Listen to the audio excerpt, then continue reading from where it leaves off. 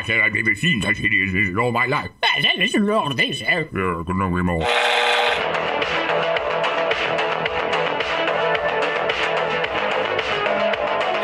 Like a furry torpedo to the jugular. This is Honey Badger Radio. Radio with money.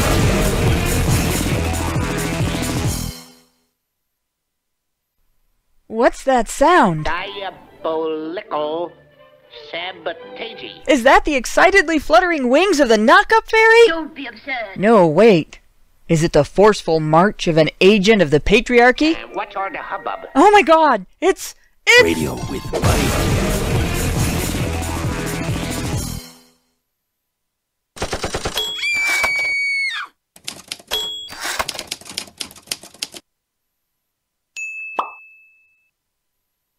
Last week we began looking a bit more in-depth into lies used by feminist advocates to promote their narratives and their agenda.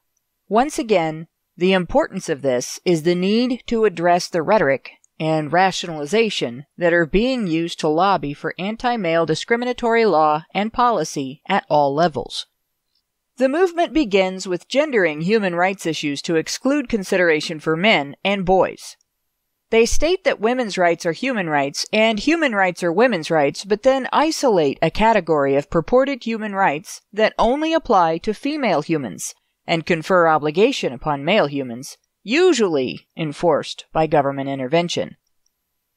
They engage in rationalization to expand the concept of a rights violation from interference with one's autonomous pursuit of one's interests within the parameters of respecting others' equal boundaries and autonomy to the failure of a designated other to provide for one's guaranteed satisfaction of them. This stems from feminist failure to understand the difference between interests and fundamental needs, and between fundamental needs and human rights. When a particular interest is strongly desired by or perceived to benefit women, feminists define it as a fundamental need, regardless of whether it is essential for women's welfare or not. Not satisfied to recognize the right to the pursuit of one's interests and fundamental needs, feminists define being provided by an outside source with conditions or factors to meet them as a woman's right. They design talking points around portraying men as stewards or even hoarders of resources for this purpose, without acknowledging men's role in their production, while simultaneously portraying women as deprived of resources without acknowledging the impact of their personal choices on their personal outcomes. That sets the stage for portrayal of women as an underdog group on whose behalf they can convince society, men in particular, to feel obligated. That sense of obligation to the underdog is then exploited by feminist groups and academics who designate themselves women's representatives, demand political concessions, legislation, and funding to advocate for women, and who then collect women's perceived entitlements, presumably for application to women's needs. They engage in slippery language in order to make arguments demanding government redistribution of resources, mostly from men, to mostly women for the pursuit of their interests, sound like something other than strong-armed robbery by proxy. Unfortunately, most of society's responses indicate that, well, it's super effective. That scam is the basis for all modern anti-male discriminatory law and policy, including an unbelievable amount of government funding for organizations, initiatives, and individuals. And feminists still take to the airwaves, the internet, and the streets to protest at the top of their supposedly stifled voices that it isn't enough. The question is, will it ever be? Hello, and welcome to HBR Talk 23. Accountability Gap Continued. I'm here with Woozle Slayer Karen Strawn and that adorable specter of death, Prim Reaper, to again dismantle some of the social constructs feminists don't want broken down. Their talking points. We started out with talking points from the 2018 Women's March website. They were so bad that the first one took up the entire length of the show. Today we're going to start with the next one, titled Reproductive Rights. They can't even label a talking point without begging the question. So here we go. I'm going to go ahead and read it for you, and you'll see what you guys think. We believe in reproductive freedom. We do not accept any federal, state, or local rollbacks, cuts, or restrictions on our ability to access quality reproductive health care services, birth control, HIV and AIDS care and prevention, or medically accurate sexuality education. This means open access to safe, legal, affordable abortion and birth control for all people, regardless of income, location, or education. Now, I want to remind our listeners the Women's March originated in the United States last year and takes place in the United States. Women here already have reproductive freedom. The law does not forbid the provision of quality reproductive health care services, birth control, STD care and prevention, or medically accurate sexuality education, whatever that is. So what are these women demanding? And the answer I see is their use of the word access. I'm sorry, think? I couldn't help but giggle a little bit there. It's what Steven Crowder always says. Whenever they talk about rights, what they really mean is free shit. Free shit. Yeah, they want the birth control pills handed out like Halloween candy. I was just saying I couldn't help but giggle a little in there. Yeah, they really want the reproductive rights for all people, don't they? But yet the second that men are like, hey, maybe we should have parental surrender rights, all of a sudden then we start questioning what the word everybody really means. Well, yeah. I mean, but, at the same time, right, they're talking about free birth control, free condoms, everything has to be covered by medical insurance. You can't, if you work for the Catholic Church, right, they can't restrict your health care in terms of, being able to get abortifacients and stuff like that, right? Because that's just not okay, right? That I would have to pay for my own morning after pill. And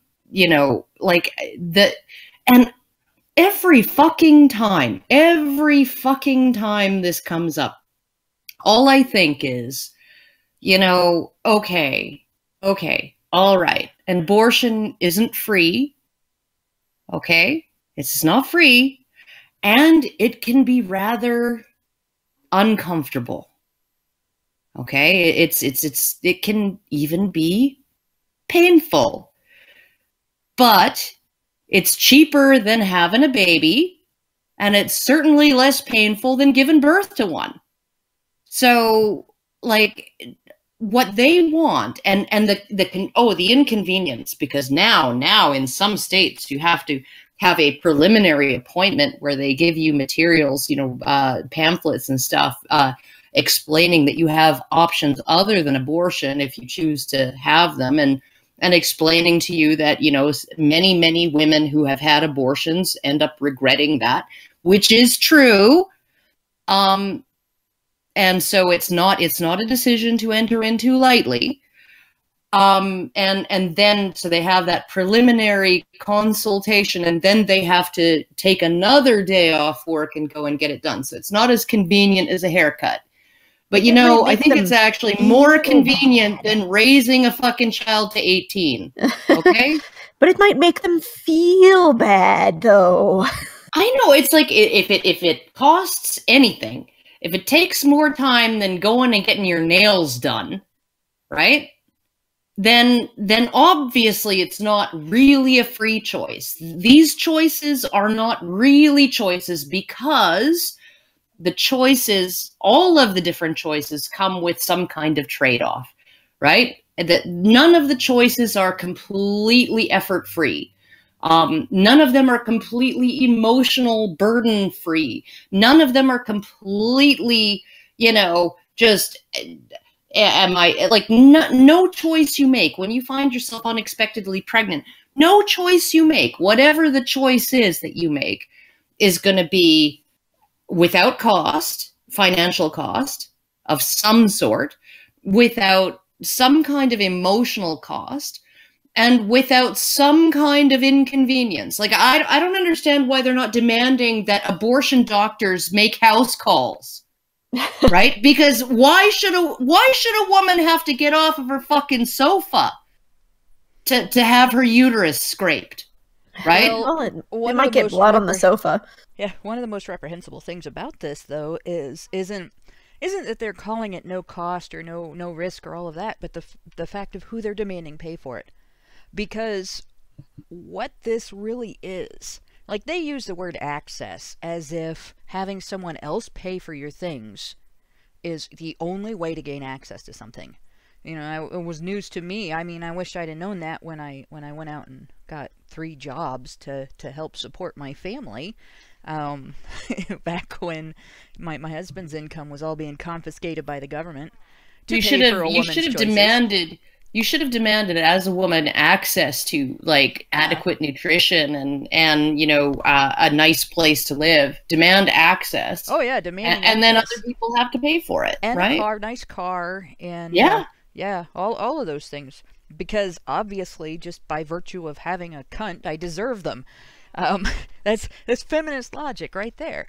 That's their answer. When they say access, what they are demanding is that benevolent old Uncle Sam, the only man in the world who can be a poor relation and a rich uncle in the same sentence, should seize part of wage producing or wage earning men's wealth, whether they are rich or poor, to pay for these products and services. To pay for women's birth control, to pay for women's abortions, to pay child support to women who have chosen to fail at deciding whether or not sex is a good idea at the time, to fail at choosing a partner based on her own best interests, to fail at birth control, because we have a whole plethora of options. We're not limited to condoms and vasectomies.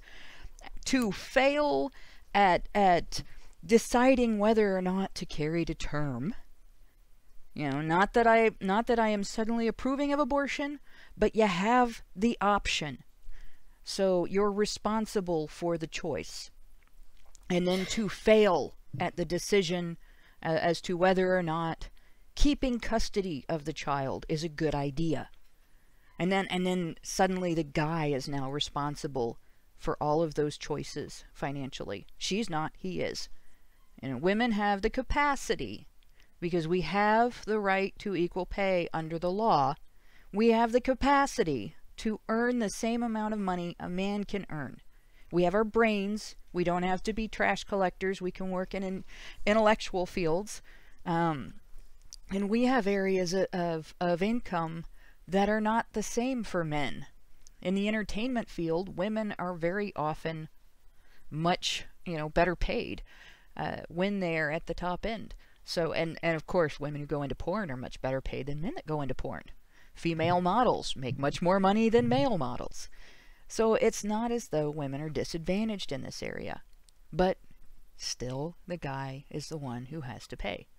I think this is all a fallacious appeal to emotion. Oh, the poor woman. Oh, she can't handle this situation. Oh, we got to promote transferring responsibility for her welfare to the American taxpayer. And it's bullshit. Well, and I wouldn't even have, like, necessarily a huge problem with these guys being like, oh yeah, well, we deserve the right to choose. Like, okay, that's fine. But I mean, I'm not going to say that abortion should be illegal or anything. I think that they, out of necessity, have to be available, because otherwise people will go and try and do them in the back alleys. But if they're going to be pushing for this hard, it's only consistent to be pushing for men's right to be able to have options in their reproductive rights as well, to have parental surrender, to not be forced to pay child support for something that they don't have any control over beyond ejaculation. But they're not doing that. They're only advocating for themselves. What I find hilarious is that, we are going out of our way to essentially make any particular choice a woman might make as cost-free and inconvenience-free and difficulty-free and all of this as possible. So it doesn't matter what option she chooses. We must ease that choice. We must remove as much cost and effort from that choice and difficulty from that choice as we possibly can. Otherwise, it's not really considered a choice, right? But at the same time, and these are grown-ass fucking women, at the same time, right, we will force an underage boy, a minor, who was raped, where there's a conviction, a criminal conviction involved, we will force him to pay for that child, right? Like, this is insane. We will force a child who was raped to pay for his offspring, but we will not force a woman to do anything. And if we actually make it so that, you know, she might actually have to, like, take some steps, right? And maybe pay some money to exercise any of her multitude of choices, right? If she has to do any of that, well, we're actually forcing her to do that, to do something. We're forcing her to do something she doesn't want. If abortions aren't free, we're forcing her to have the baby. If there's no welfare, right? And if child support wasn't a thing, then we're forcing her to have an abortion, right? And the only person in this situation who is actually forced to do anything, right, is the biological father. Not kind of sort of forced, not if you use your mental gymnastics and fucking twist yourself into a pretzel to describe it as being forced. Not any of that, not kind of sort of forced, really and for true forced. Go to jail if you don't forced. Have your income garnished for the next 18 to 26 years forced. Yep, and in some of the dumbest possible ways, too. The legislation that was passed during the Welfare Reform Act, like, everybody keeps accusing me of being a right-wing, I guess, wing nut. I don't think necessarily that the right wing is all nuts, but this is one of the things that I rail against on a regular basis. Welfare reform was a very stupid thing. It was poorly thought out and poorly executed, and it wasn't really reform. Someone says I'm coming through real quiet. Hang on a second. Does this sound... That's better immediately. Okay. I must have accidentally hit the little wheel on my volume thingy on my headsets. But all right, so to briefly reiterate the standards in welfare reform. Welfare reform wasn't welfare reform. It was punishment. You don't improve the chances of collecting child support from men by making it more difficult for them to keep their jobs. I mean, you would think people would figure that out automatically. Take away his ability to get there and to get to his job. Take away his driver's license so he can't go to work. Really brilliant. Now he can't earn his paycheck. He's definitely sure to pay you now, isn't he? You know, and like, I as much as I hate to criticize the intent and the desire to get people out of the welfare system, because frankly the welfare system is a fucking trap. Not a figurative trap, not a, you know, well, it's like an addiction. No, they literally fight tooth and nail to make it difficult for you to get out. You know, and then you've got legislators doing this shit that doesn't help. You know, I'm not against actual reform of that system at all. I'd love to see that system become entirely unnecessary.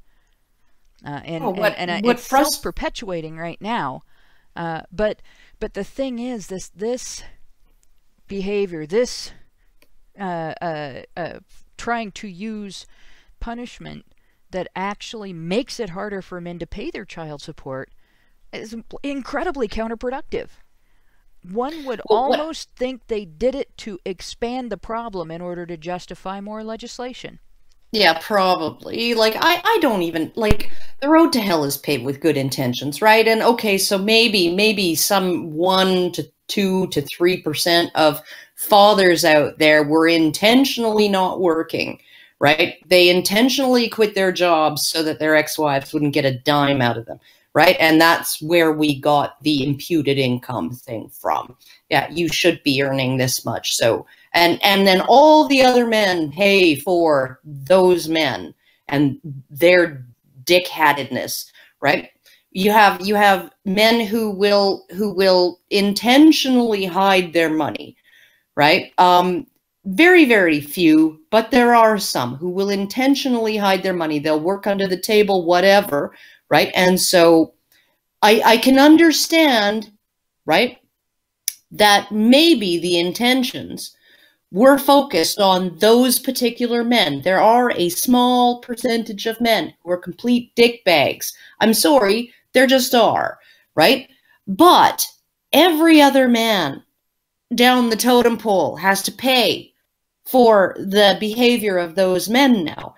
And what really would actually be welfare reform would be to cap welfare at the 2-child level. You can have as many kids as you want, ma'am, but we're only paying for 2. I'd even go farther than that. You know, for one thing, like, let's say if you make me supreme dictator of the world right now, child support gets eliminated. The state doesn't tell parents who has custody of the child. The state doesn't tell parents who owes who money. Parents have to figure that out their damn selves.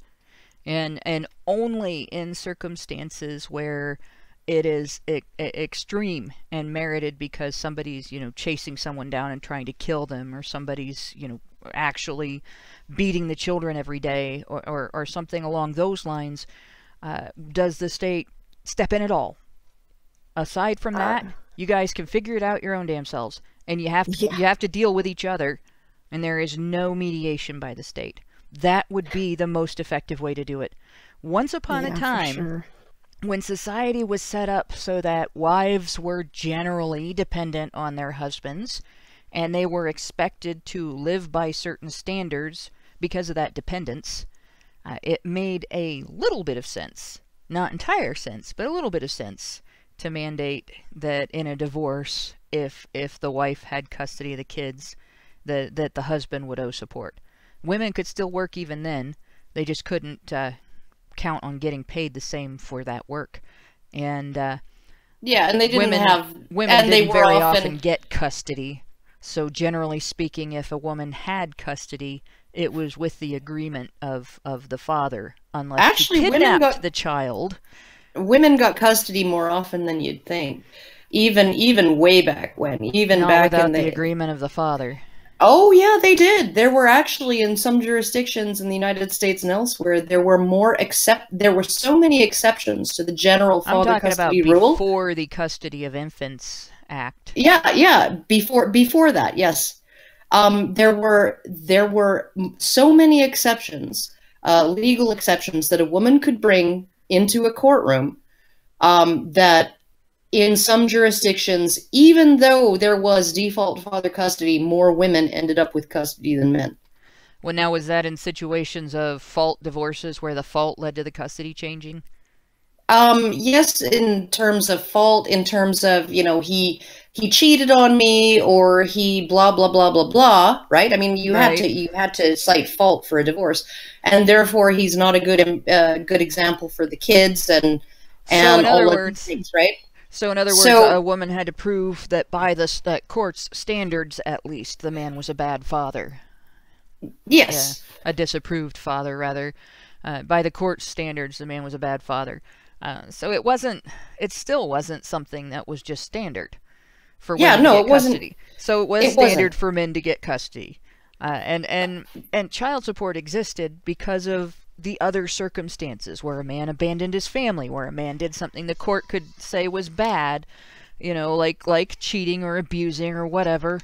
And whether or not we agree that all of those things were necessarily justified as being considered fault and being considered a reason to deny the father custody, they were still consequences of behavior and not just the standard. Whereas today, a woman can practically be a crack whore with a diagnosed mental illness that makes her a danger to herself and others unless she receives proper treatment and stops using crack, and still keep custody of her kids in a divorce.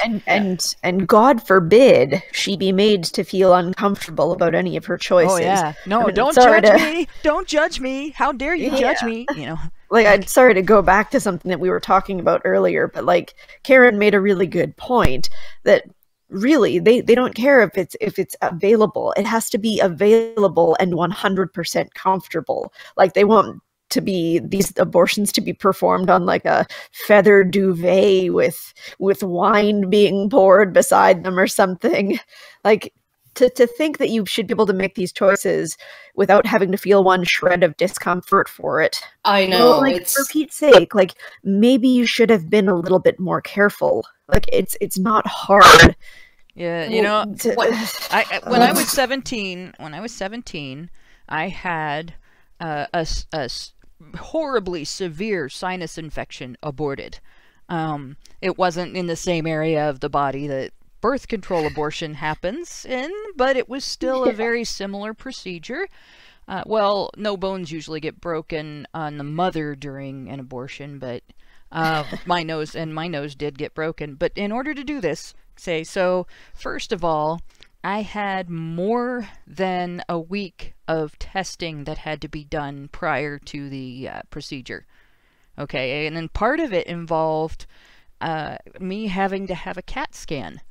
You know, I had to actually go into the machine and everything, and I had to lay still and stop breathing, and so I mean, this was not, you know, exactly a pleasant experience, and I had to sit and listen to the doctor explain what was going to happen during the procedure, what the risks of the procedure were, what my alternative options were, and the potential consequences of taking any of those were.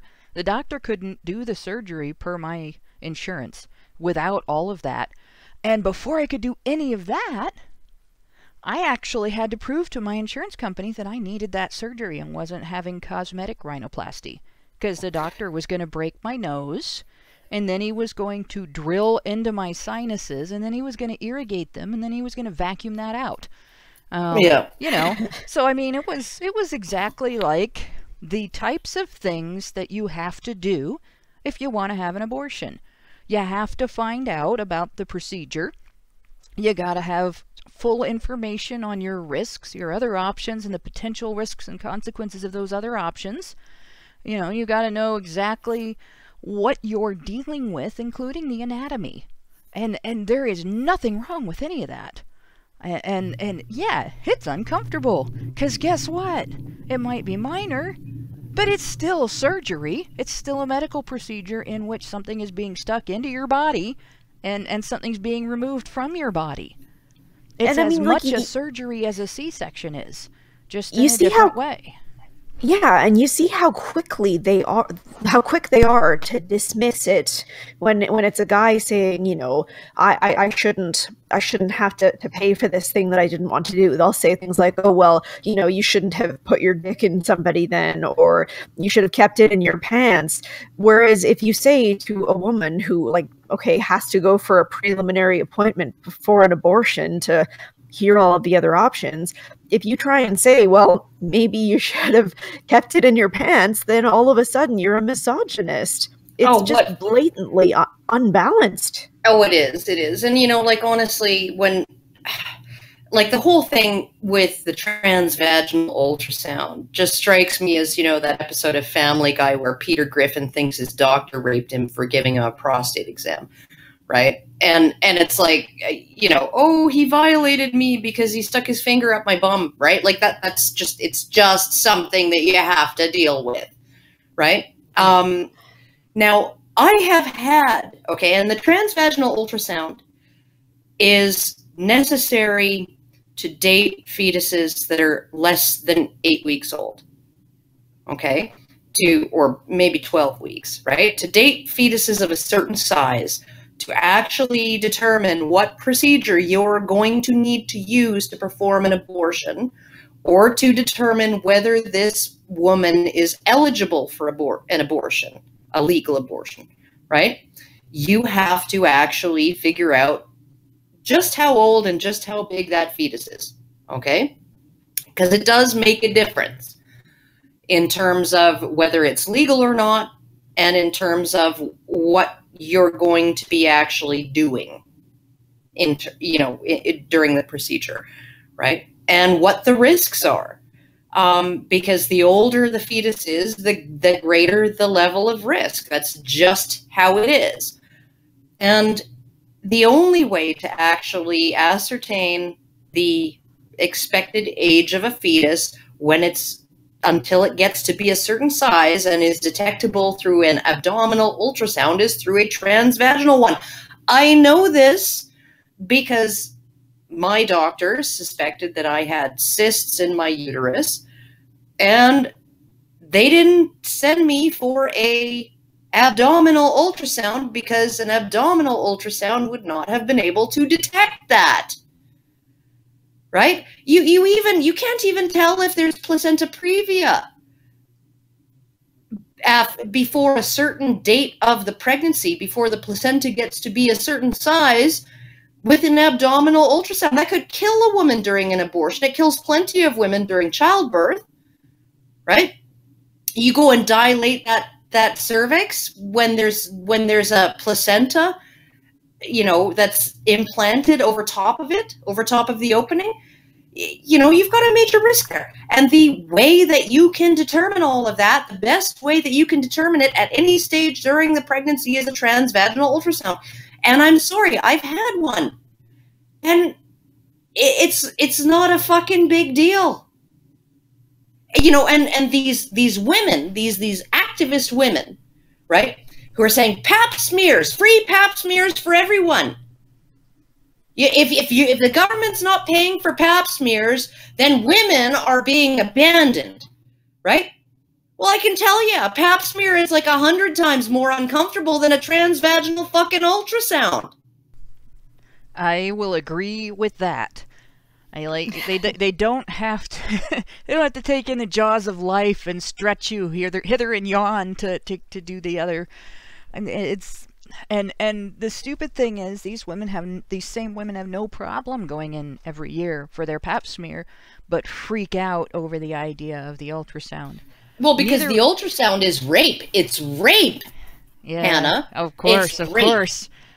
Finding out information that you need to have in order to make a procedure safe for you to experience, regardless of the morality of the procedure, right? We'll set that aside for a minute, but just getting the information you need, to make the best for your doctor to make the best decision to proceed in the way that will have the least negative impact on your health is rape if people who are opposed to the procedure are the ones who suggest it. The question I want to know is... They're not opposed to the procedure. Actually, what they're opposed to... the people who pass the laws... they're opposed to the procedure. Yeah. They're the ones that suggested this has to be done, right? But the whole argument against it... They're suggesting it because it's medically recommended. They're not just suggesting it because they're opposed to it. And this is the other thing. Here you go. There have been laws proposed. I marched in protest of opposition to one of these laws, if that makes sense. Back in the day, there have been laws passed to stop abortion clinics from withholding from their patients the names of the physicians who perform the procedure, so that the patient is protected from malpractice without any accountability for the practitioner.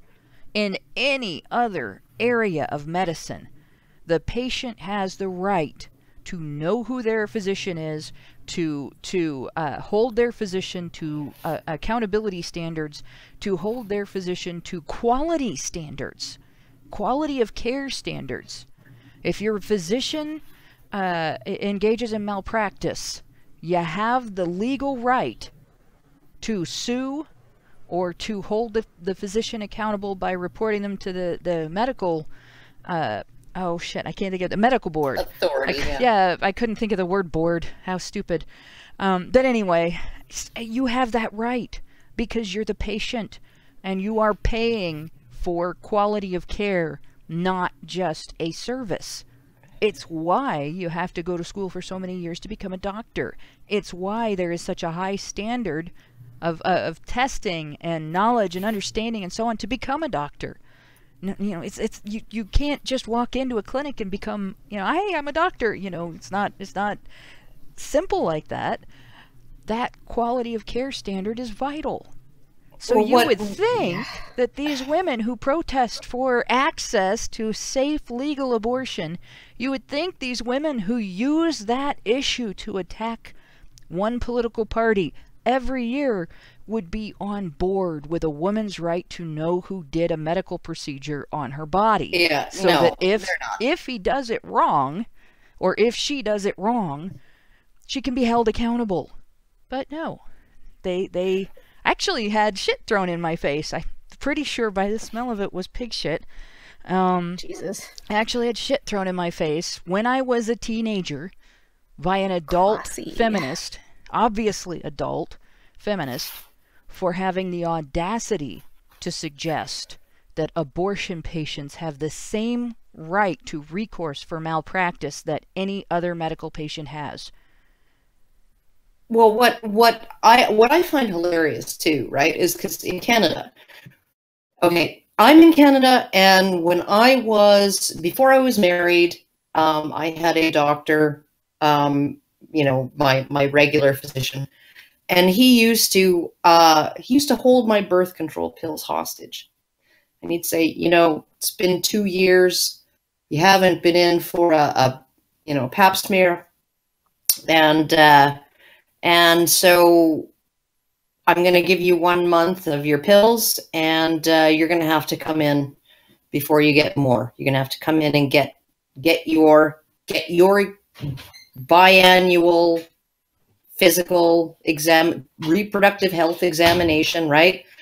And all of that, right? And so he was able to do that, and a lot of doctors did that. A lot of doctors essentially said, you know, you're not going to get birth control pills unless you come in for a physical evaluation, right? And it's not entirely out in left field, because there are serious problems with birth control. You know, like I have a family history of stroke. That's why I got my tubes tied after I had my third child, so I could go off the pill. Because I didn't want to have that added risk of being on the pill with my family history of stroke and vascular problems and migraine and all of these things. I had major side effects with the pill. I got 3 migraines every single month when I was on the pill, right? And migraines can cause brain damage, right? So, I mean, like, you don't want to get them. So essentially, doctors were able to every 2 years evaluate their female patients in a comprehensive way, their blood pressure, their heart, all of the breast examinations, pelvic examinations, pap smears, all of that, right? And use birth control as a way of incentivizing women to actually come in for the full half an hour or 20 minutes or whatever it is to get all this stuff done, right? And they would actually lament, my doctor actually lamented, you know, I don't have this kind of leverage over my male patients, so they only come and see me when they need a finger reattached. And then women bitch that men don't go to the doctor. Yeah. But then, okay, then there was I don't know whether it's legislation or whether it's just policy, but doctors are not allowed to do that. If you go into a doctor as a woman in Canada and you ask for birth control, or even as a minor child in Canada, and you ask for the birth control pill, they are not allowed to demand that you submit to a full physical evaluation. Hell, they might Right? as They well are have just not- made it non-prescription if they're going to do that. Let it be Agreed. What's the point basically. of making? Because like the whole point of making a medicine, a prescription medicine, is so that your doctor can monitor your health while you're using it. I see. Yeah.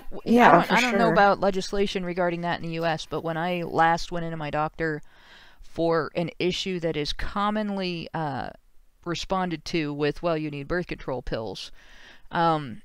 Like not to put too female a point on it, but it was, I went back to my teenage years with regards to the monthlies, which really sucks because I was severely underweight during a lot of my teenage years, and that actually can cause a heavier flow and worse cramps, and that's what happened. Except I'm not severely underweight now, so I thought, well, there must be something else going on, and I went with this kind of dread because I didn't want to go on the pill. I'm in my 40s. My family history isn't that great with the same health problems Karen was describing, and I'm like, this doesn't sound like something that's going to be a good thing for me. And so I went looking for alternatives to it. It says I'm quiet again. See if this helps again. So I went looking for alternatives, right? What I found out was getting a little fat does the same thing as being severely underweight. And so the doctor didn't make me go on the pill. He sent me to the gym. And can you imagine if I had been a feminist? If I had been a fucking feminist, what the fallout from the doctor said, get exercise, right? Get exercise. Lose some weight. Lose some weight. Improve your diet. Don't be so sedentary. Don't do smart things. Essentially, you are beautiful just the way you are, Hannah. Yeah. Don't you listen to him. Yeah, that's exactly what feminists would tell me. Feminists, if it were up to feminists, okay, I would not survive. Cause hell, my asthma started coming back. Doctor said, well, like the gym's gonna help with that too. Cause that was the other thing. I don't want to go back on steroids either. The last time I was on steroids, I lost my mind, literally. So I really don't want to do that again. And I'm going in there going, oh God, I'm having this problem that I gotta breathe. Well, the last time you had this problem, exercise helped. Guess what? It helped again. It's not gone. I'm still having some problems. I still have a long way to go. But apparently, if you're a lifelong asthmatic, you can't afford to laze around and get fat. And birth control pills and steroid pills aren't the solution to everything. Go figure. But feminists can't handle that. They have to have a magic bullet. And frankly, it's the worst possible attitude to have, because bullets are not good for your health. I'm gonna read some super chats because we have them, and and I will lose track real fast if I don't. I'll start at Joey Jojo's. He made an excellent point here. He says he gave us $5 and said modern feminism is just I can do whatever I want whenever I want, and no one can make me feel bad about it ever, and he should pay for it. That is probably the most brilliant thing, Joey Jojo, that I have read from you. It's a great assessment of feminism. That is pretty much feminism in a nutshell. Cost-free, worry-free, pain-free, discomfort-free, stress-free. Yep. Yeah. and all my choices need to be like completely without any kind of difficulty or burden. Or smell like cinnamon buns. The sum total of feminism of the last like 150, 200 years of feminism in a nutshell. Is essentially a guest on a Sally Jesse Raphael show. Like, I do what I want. Kind Torment gave us $2 and says, cannot watch tonight but can donate. And there's another one later, also from Kind Torment, that I'm going to skip to. Gave us another $2 and says, plans canceled due to me being sick so I can watch. Well, we're glad to have you watching and grateful for the super chats, and sorry that you're sick, and all my internet hugs, and I hope you feel better, because being sick sucks. Yes, chicken soup. Internet chicken soup. So it's the least messy of all chicken soup. French Honey Badger gave us $10 and said, their argument on force is the same bullshit that people attack capitalism for. Yep, basically the idea that there being results, potential results from your potential choices that you might not like being interpreted as force is what he's referring to. In other words, consequences. That choices can have consequences. Yeah. Yeah. The capitalist is evil because he forces you to work in order to gain his resources from him. I actually had that thrown at me today. I didn't even answer it. Where do they think productivity comes from? I mean, this is really what gets me. Okay, so if nobody has to pay for anything, okay, where are the things going to come from? Because who would actually make the things that people get without paying for? Who would actually do that? Who would ever put themselves willingly in a position where they are performing labor and not benefiting from it themselves, right? Like not benefiting commensurate with the labor that they put in, right? Okay, I can think of a couple examples of that. I never told my newborn babies that I'm only going to give them as much breast milk as they earned today with their productivity, with their labor. Okay, but you know, and I don't charge my adult children market value for rent. I charge them enough to cover their monthly expenses, what they cost me, right? What they financially cost me, they pay that to me because they're adults and they can fucking pay, right? Because I don't want to make it too comfortable.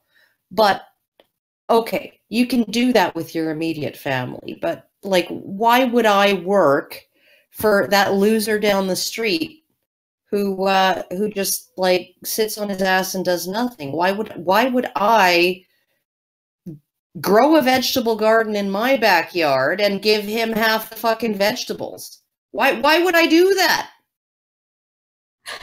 Well, that's just it. You're a very generous person. The same people. No, I'm not. I'm as greedy as anyone. Same people who argue that they shouldn't have to pay for anything and that it's slavery for the employer to expect them to work for their pay, fully expect to get paid for what they do. They consider their own actions to have value, but they do not feel obligated to value others' equal actions.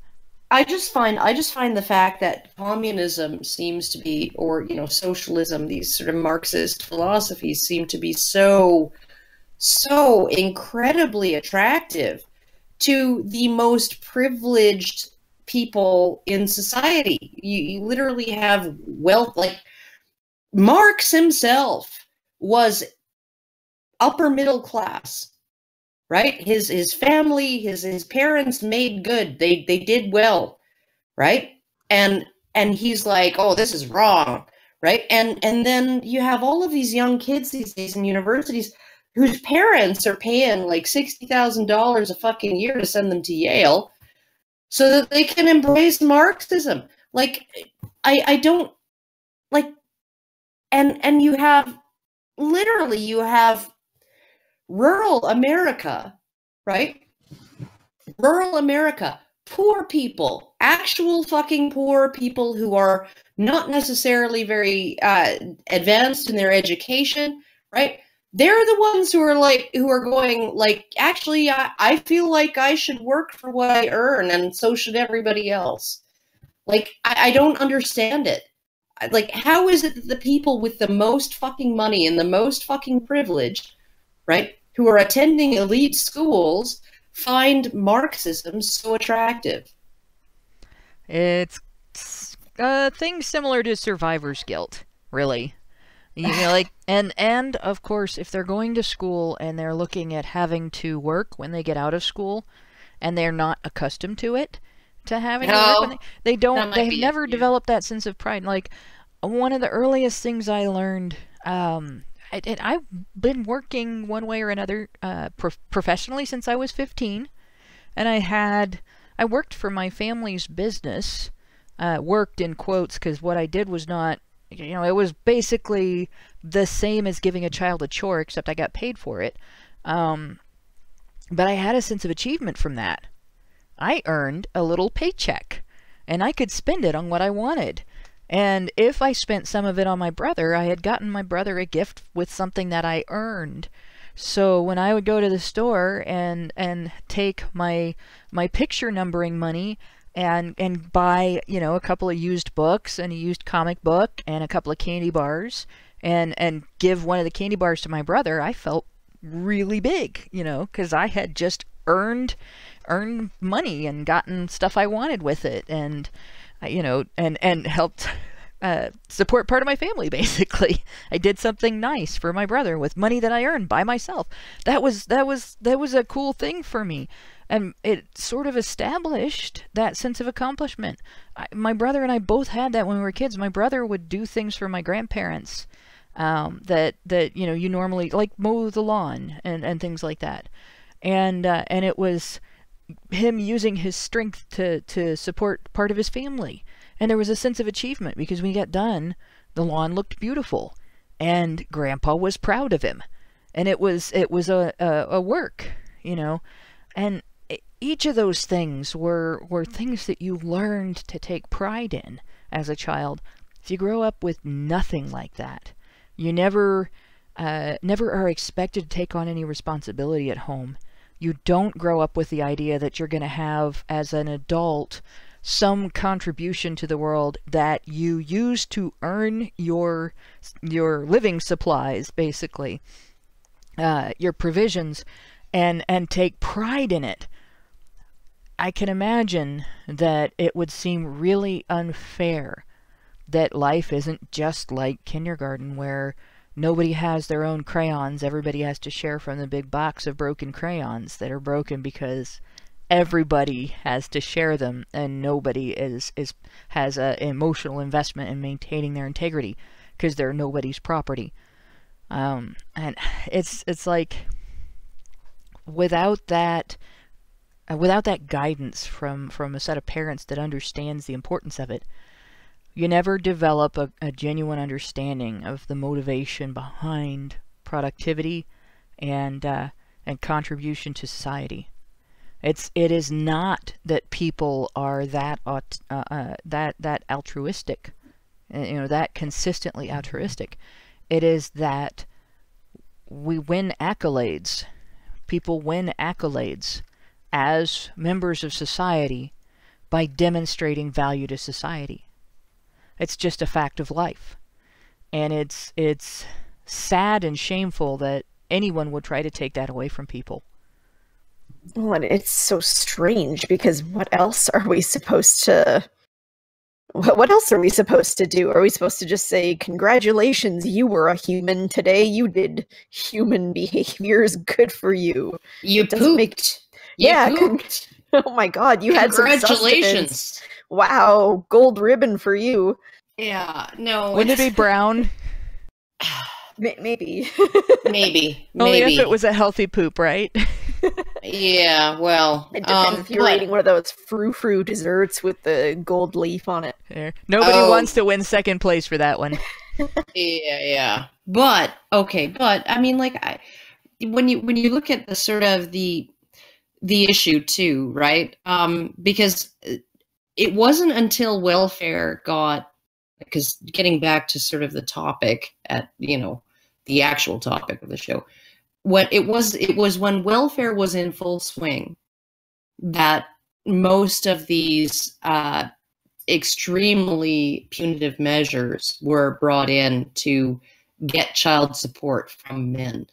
And that was not, like, none of that money actually welfare will aggressively pursue child support from a man. And none of that money actually goes to benefit the woman. If she's gone off of welfare and is now employed, she will actually not receive that child support money, because that child support money will be put towards paying back the state for all of the welfare it paid her. And if she is still on welfare, and they collect $400 a month in child support, they take $400 a month off her welfare check, right? So the child does not benefit, the mother does not benefit. This is the way that the state, and this is the really egregious thing to me, right? Is because the welfare state wouldn't exist but for this pathological need to make things easy for women and children, right? That is why it was created, right? And that is its purpose, is to make things okay for women and their children. That is the number one goal. And yet the government itself knows that it's not sustainable, right? And so instead of actually saying to women, like I believe there is one US state that did cap child support at 2 or 3 children. And they actually spoke, the news actually spoke to a woman who was pregnant, who said, well, if I'd known they were going to do this, I wouldn't have gotten pregnant. So it's not like these women are just, oops, accidentally, like 4th time, I don't know what happened. No, they know exactly what they're doing, a lot of them, right?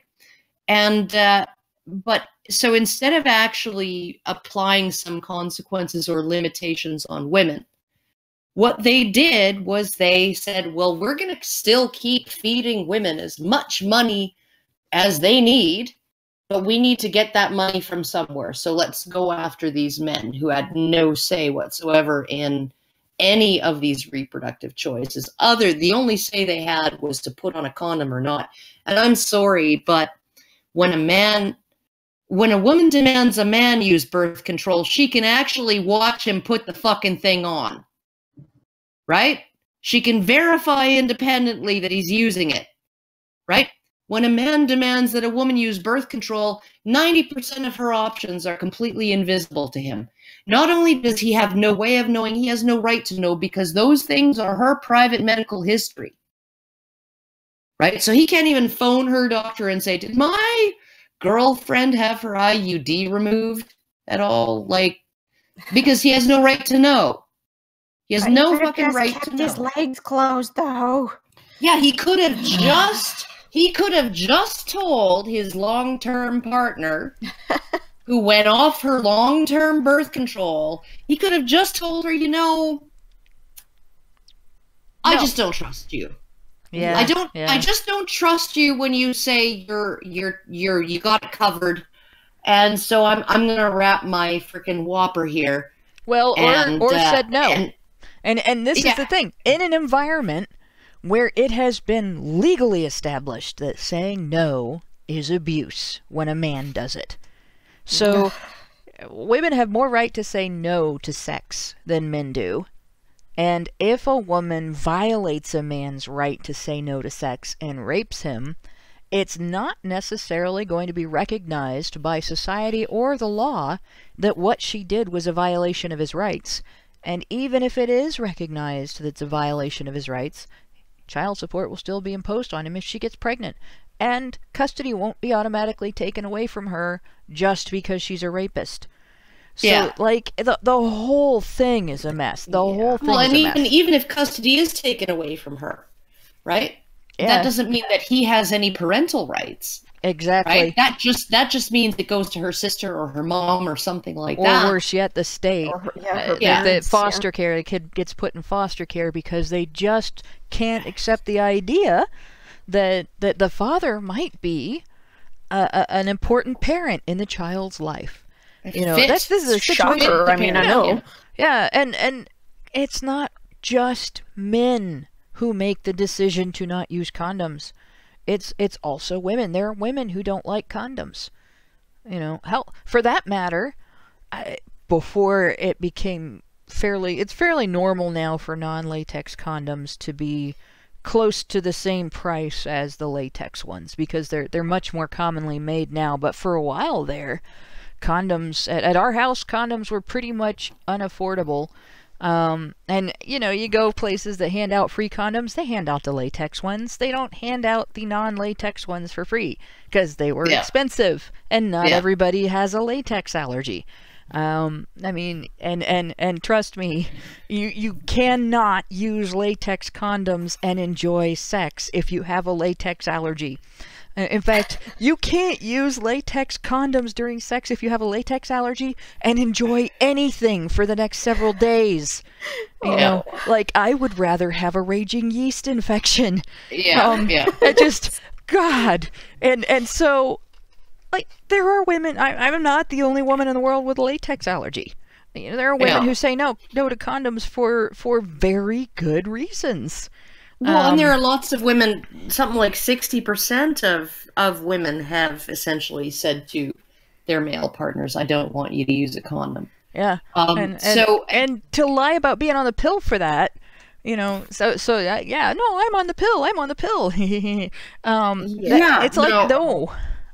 I have a friend whose sister oopsed her way into 5 pregnancies. Holy crap. Yeah, no, she and like my friend has it on, like straight from the freaking horse's mouth.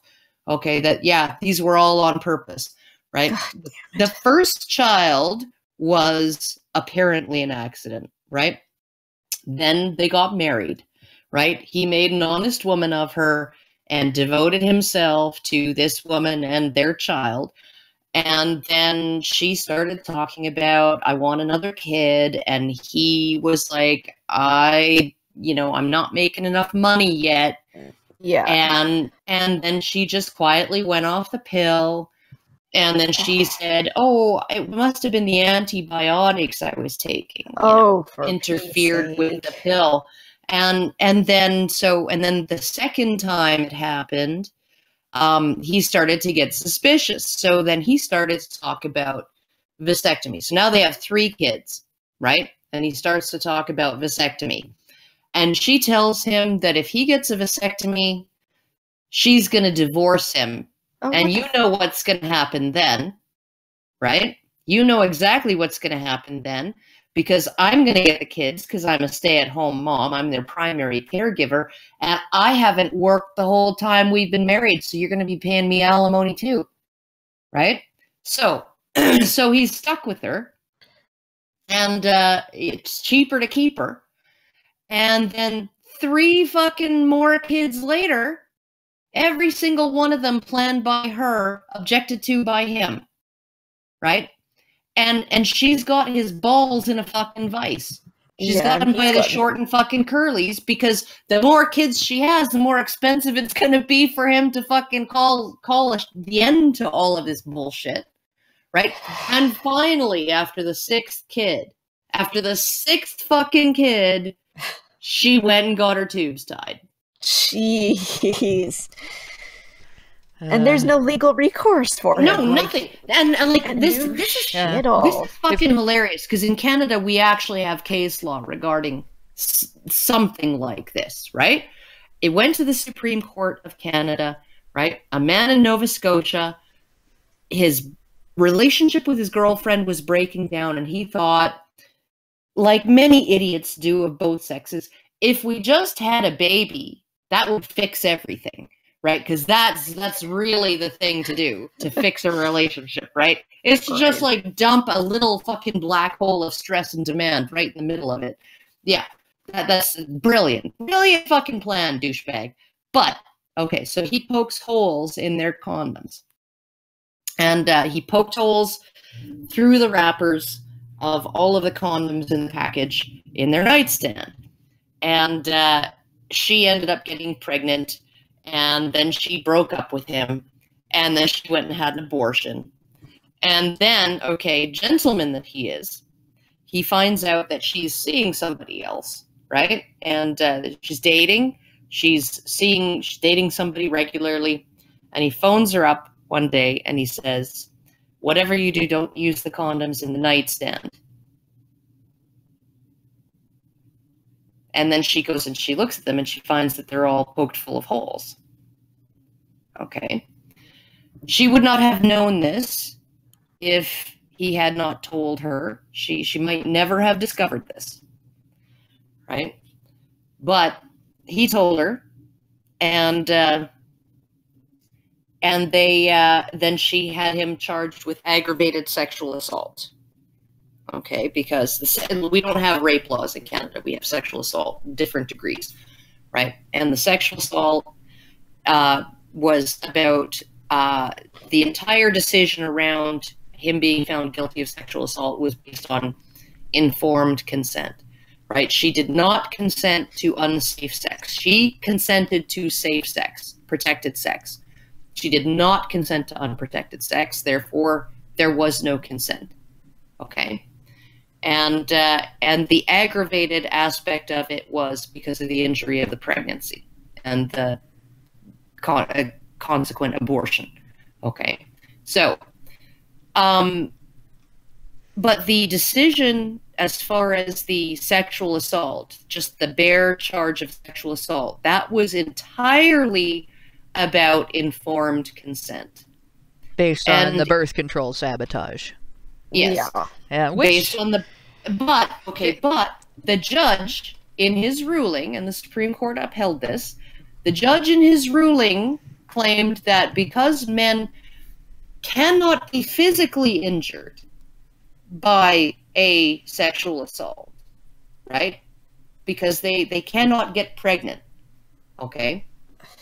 That means that a woman who deceives her partner, her male partner, into thinking he's having safe sex when he's not, is not, this precedent cannot apply to that.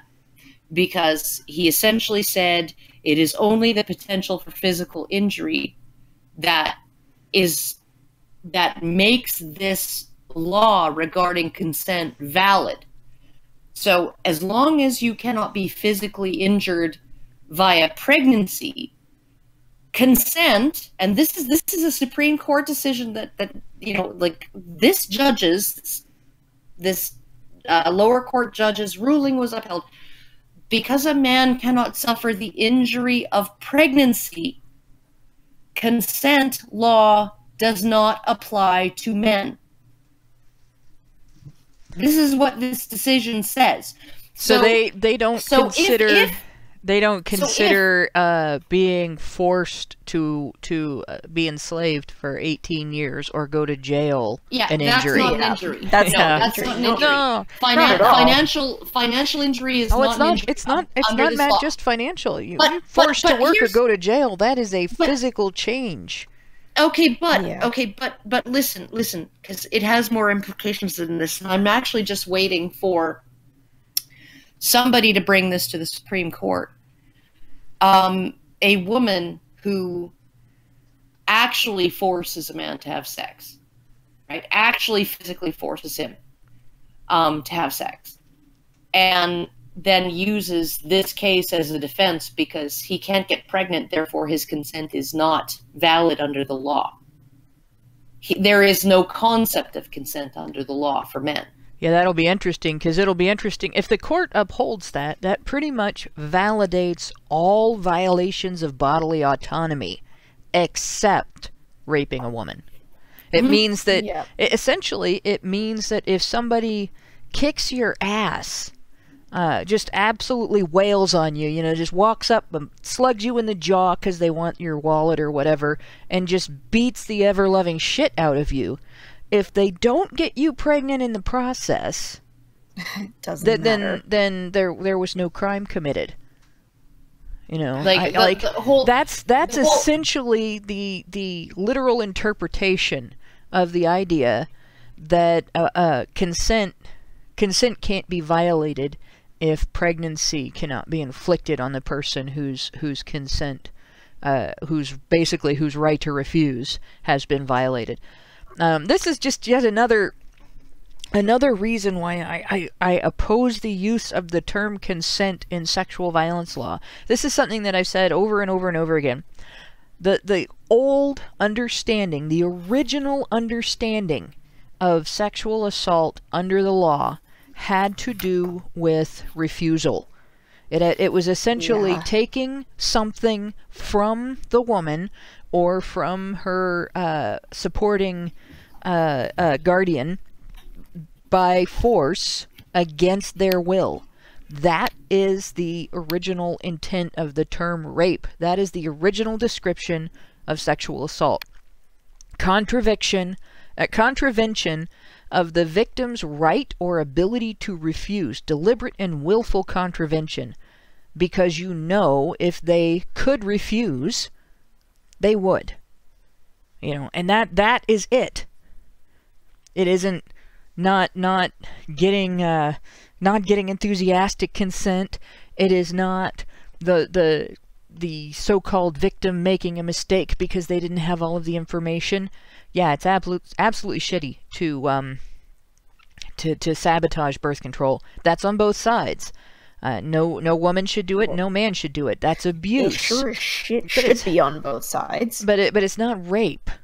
Okay, it's not rape to say you're using birth control and not use it. It's shitty. Well, I would suggest too, right? Like that, even if you're going to not consider it rape, you could at least consider it fraud. Well, yeah, right? It's absolutely fraud, and that is what it should be pursued as.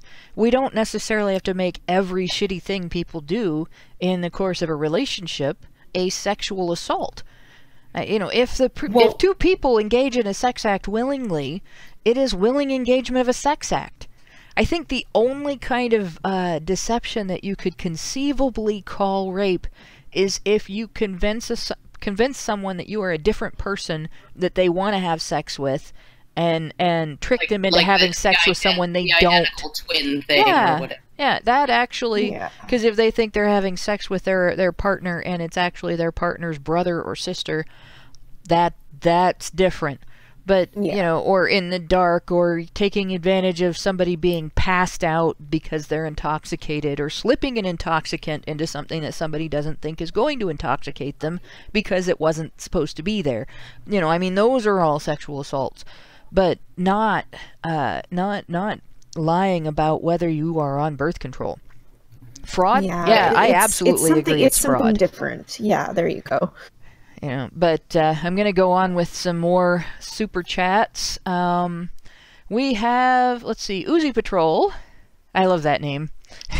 gave us $20. Well, okay, I love that name because it reminds me of when I was a kid and I used to have this awesome Uzi squirt gun during the part of my childhood when the most common squirt guns were those little orange, water guns that like the water would leak out the bottom of them and everything.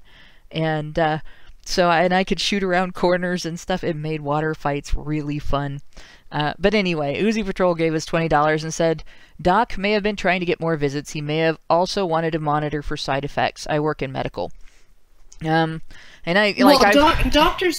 do, and here's the thing too, right? Like, this is Canada, and our local clinic just stopped phoning in refills of prescriptions, and one of the reasons why they stopped doing that is because they earn no money whatsoever. So it takes them time, it takes them some effort, and they don't even get $10 to do it. And what's frustrating with me about the healthcare system here is that, I have been on a drug regimen since my late teens, right? That works very, very well.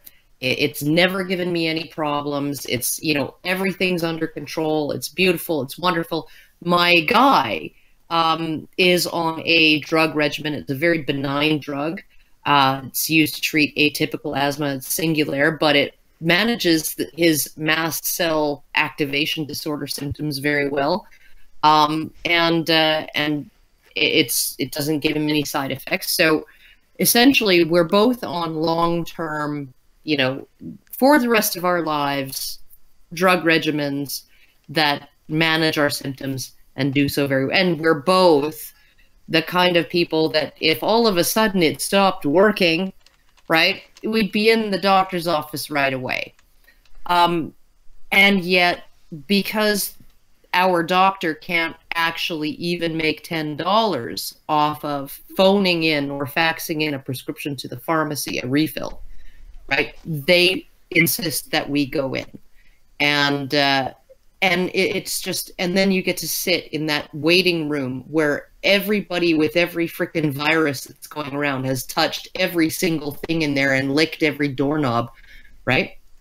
And you go in and you spend your 30 fucking seconds. What do you need? Oh, I need a refill of this. Okay, here you go. And then they get to charge their $47 or whatever for an appointment. And you might think $47 for 30 seconds of work is a lot of money, but you know, when you look at the staff that they have to pay and the overhead that they have to pay and all of that stuff, right? It's not really that much. But like, there's no way for doctors to be able to phone in a prescription or just, and you know, honestly, when my doctor was doing that with my birth control, it was actually in terms of, you know, I want to get you in for a full physical every 2 years. That's what is recommended. And particularly for, you know, pap smears and things like that, right? That's what we want to do. And that's the standard that we're going by right now. And so it wasn't that he necessarily wanted the money. It was because he already had the appointment. I'm already sitting there in his office and saying, I want more birth control. And he's saying, okay, come in a month and we'll do the 20-minute evaluation, right? Because it's been 2 years. So it wasn't necessarily him trying to make money. Well, and wanting more visits, it's actually, it's kind of a two-way thing there. In addition to it, that potentially being about money, it's about covering the doctor's ass in terms of making mistakes. The more the doctor sees you, the more the doctor is familiar with your particular pattern, the more the doctor is familiar with your health. My doctor has a standard. He will not take individual patients who are part of a family that everybody goes to all different doctors. He treats the household, or you don't see him. And part of the reason for that is mom gets the flu, mom goes to the doctor, mom gets medicine, mom goes home, mom is sick for a week, and day like 3 or 4, kid goes in with the same flu. And let's say by the end of the week, the doctor's discovering that the medicine that mom went home with is ineffective against that flu. Now, we don't want to give the kid the same medicine, you know, or, you know, dad goes in later with that same flu. Well, by now we know for sure we don't want to give dad that same medicine. Or other things like mom gets the flu, mom goes in, and it turns out that with this particular family, the flu produces a particular symptom that needs to be treated or it's dangerous. Kid goes in with the flu. Before the kid has a medical emergency like mom had that was the reason the doctor discovered the dangerous symptom, the doctor can preemptively treat it. So, I mean, my doctor does that, and he's also able to look at my health history and my husband's health history and make recommendations for our son, what to try to head off and everything. This is just common sense. And a lot of people would say, well, it's about money. Well, yes and no. Doctor makes a mistake with a patient that, you know, they don't know their family history. They're still held responsible, at least in the United States, as if they did. There have been doctors successfully sued, you know, as in they were forced to pay settlements to people who, after visiting their offices, found out that they had samples of narcotic pain medicine from drug companies, and then later broke in, stole the medicine, overdosed, and ended up with disabilities. And this is not the doctor's fault in any way, shape, or form. It's not the doctor's fault you broke into his office. It's not the doctor's fault you committed a burglary. It's not the doctor's fault you illegally took the drugs, but the doctor still was held financially liable. So they, like, if with that level of liability for a doctor, they have to be very careful about monitoring their patients. That's just the way it is. My sister actually, she was sued. She was actually a resident and was assisting with a birth. And the couple who had this child were both Mensa candidates, and it was a completely uncomplicated birth. But everybody in the delivery room was sued, was named in the lawsuit. And the reason why they were suing was because this kid, by age 6 or 7, just wasn't showing any signs of any particular genius. And these parents were like, something had to have gone wrong. Something had to have gone wrong. And then they were talking like, they said something about the cord was wrapped around the baby's neck, which may have been the case, and that the doctor had pulled out scissors and cut the cord before the baby was fully born, which was complete bullshit, because you would never do that. You would tell the woman to stop pushing and remove the cord from around the baby's neck. But regardless, if there's any kind of damage that's done, it's already been done from that, right? And the baby hasn't even taken its first breath yet. Yeah, this is actually something that has happened in the U.S. too. And when I was a little kid, my GP, when I was a little kid, actually, general practitioner, was the doctor that delivered me. And she was still my doctor when I was pregnant, but she couldn't deliver my son. And the reason for that was because in the interim, there had been a series of lawsuits based on children born with cerebral palsy.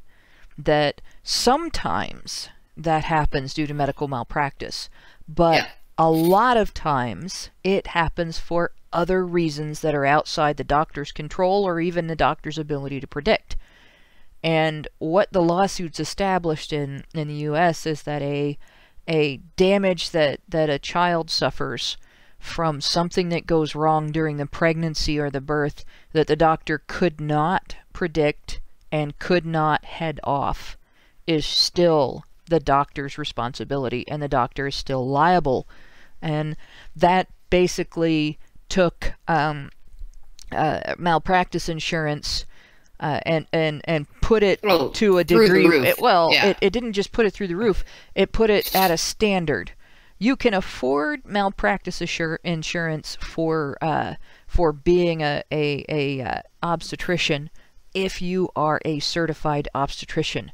If you are a general practitioner, the cost of your malpractice insurance is different because you are not a certified obstetrician. Yeah. And that kind of lawsuit, what that's done in the U.S. is, if I go to my doctor and I am having a health condition that remotely could be a heart problem, he can't just send me in for tests to find out if I might have a heart problem. He has to send me to a heart specialist. A cardiologist. Because if he just orders the tests and a cardiologist isn't involved, and then something is not detected, even if it is something that a cardiologist also wouldn't have been able to detect, and I'm an unscrupulous person that would sue or something like that, I could win a lawsuit. It's that bad. It's not about responsibility or accountability in the medical field anymore. It is about alleviating people's suffering and sympathy. It's essentially about emotion. And it's not that people don't deserve good health. It's not that people don't deserve to have some sort of recourse if damage is done to them. It's that nobody has the right to hold somebody responsible for something that is not their fault and they didn't have any control over it.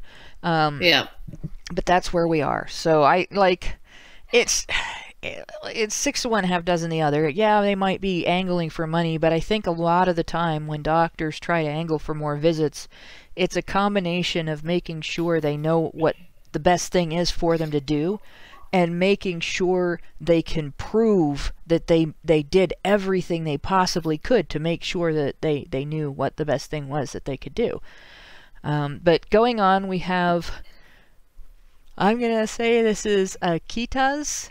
I hope I did that right. Right? Yeah. I work as a CNA, and 75% of the people I care for are women who think, quote, "It's not my job to take care of myself," end quote, not realizing that the days of nursing homes are slowly becoming unsustainable anymore. I used to be.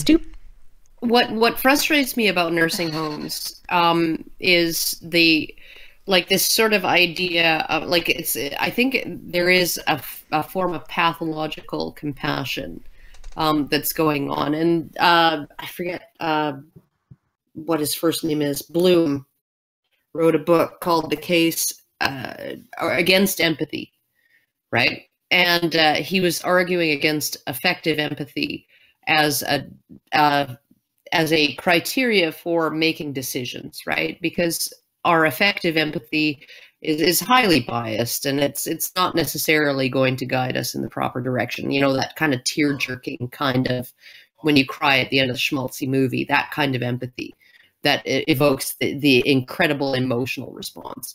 But what I find, you know, when you have people who are in a nursing home or they're in some kind of care facility, right? The best thing that you can do for them is to essentially not do everything for them, right? Because you know, when they're able to maintain a certain degree of independence and dignity, when they have to get up and use the toilet rather than have you just come in with a bedpan, they're going to, you know, and you tell them, you know, yeah, I know you're tired, right? But you're going to get up and use the toilet.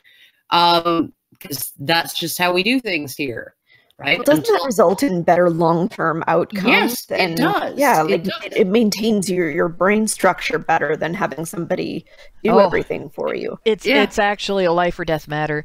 There's a point at which, you know, you don't really have a choice. There's when people actually really genuinely lose their physical capability. But the more you take over someone's bodily functions, you take away, you got to do this for yourself. You got to put on your own pants. You got to put on your own shirt. You got to put on your own socks. You got to wash your own butt in the shower. You know, the more you take away those things, it's not just about taking away dignity. The more a person ceases to function like that, the closer they get to death. It is a direct result. Well, I feel like it actively resulted in greater attrition of like the dendrites in the brain when people stop doing things for themselves and just having things done for them. Well, it's also about will to live. Yeah, and like this is like I watched this when I worked in nursing homes, and I worked at 2 different nursing homes, and as a regular employee. And then I also have been a direct caregiver for intellectually disabled adults, and my training that I go through periodically also takes place in a nursing home owned by the same company. And seriously, the more you can preserve a person's independence, the more you can preserve a person's self-reliance, the better. Because the more of those things they lose, the more they will sink into the type of depression that takes away the will to live. And I have watched people slowly lose their will to live. I mean, when the nursing home I worked at first was a bad place. It was so bad that I had to go through a series of, first I talked to the nurse on my shift, you know, this is happening and it's against the law, and it was a whole set of things. Then I had to talk to the head of nursing because the nurse on my shift wrote me up for imagined things for having complained about the problems. And that I got targeted for complaining again, so I went to the administration and the administration said, don't talk about that. And I pointed out, you know, yes, I realize these things are happening because we're short-staffed, but hey, I know 2 or 3 different places where you can actually hire temps that do the same job I do. Don't talk about that either. And so I went to the state. Like, it wasn't a matter of going to the state because, hey, I wanted to get my employer in trouble with the state, because that's kind of dysfunctional. But I mean, I went to our administration, and then I went to corporate, and when corporate basically said, nope, don't talk about that, and I got in trouble again, it was like, hey, you know, these are people that we're not taking care of, that we're supposed to be taking care of. That's our job.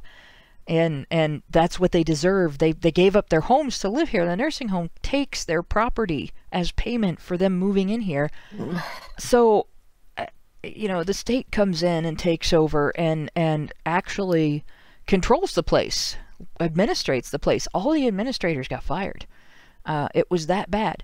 And among the bad things was I had a person who had just stopped interacting. I can't describe it in much detail other than to say it's the difference between echoing and actually responding to what you said. And I had, like, one of the things I got in trouble for was taking the amount of time with each patient that you're supposed to take and doing all of the things that you're supposed to do for the patient during that time. Which you would think that's doing my job, right? I wouldn't get in trouble for that. But no, one of the things they did was the minimum you're supposed to have is a ratio of 1 nurse's aide to 14 patients. And there's a limit to how many of them are supposed to be incapacitated on a given shift. I had frequently 28 on my shift, and more than half of them were incapacitated.